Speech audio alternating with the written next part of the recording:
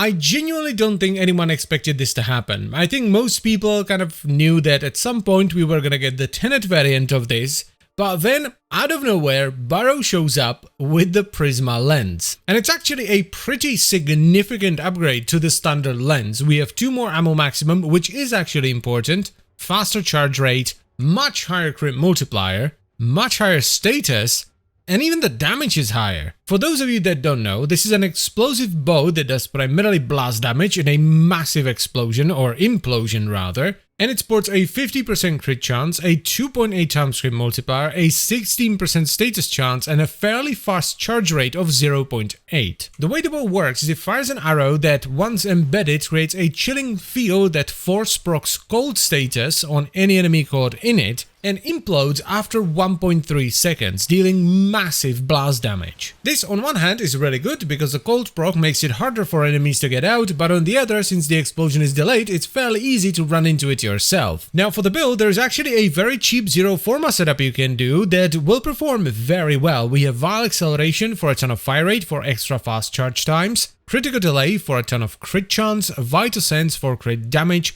Hunter Munitions for slash procs from crits, Galvanized Chamber for a ton of multi-shot, then a mod you don't see all that often, which is Hammer Shot, but it works really well here because it gives you more crit multiplier, but it also gives you more status, making Vital procs a lot more reliable. So you could go with the Primed Bane mod as well, or you could just run Bladed Rounds if you don't mind aiming down sights. And to top it all off, we have Rhyme Rounds and Malignant Force for Vital and status, and Primary Merciless for damage. Now for the Exiles, you're first of all gonna have to put on some Forma, but you can also run whatever you want because the lens comes with built-in ammo mutation. This setup does great damage. Most of the time, sometimes you can get very unlucky and you don't get any slash procs from Hunter Munitions because at the end of the day, it's only a 30% chance on a crit. But luckily, the base damage of the explosion as well as the crit stats are fairly high, so even if you don't get a slash proc, the damage you get from the explosion is still pretty good. The Prisma Lenz is pretty damn strong. You can easily take it into Steel Path and finish it with relatively few issues. Even the single target is really good, so you can actually use it to take down Acolytes. Though I wouldn't necessarily recommend it, and I would still recommend you bring in a solid single target sidearm for those big Eximus units or for Acolytes, because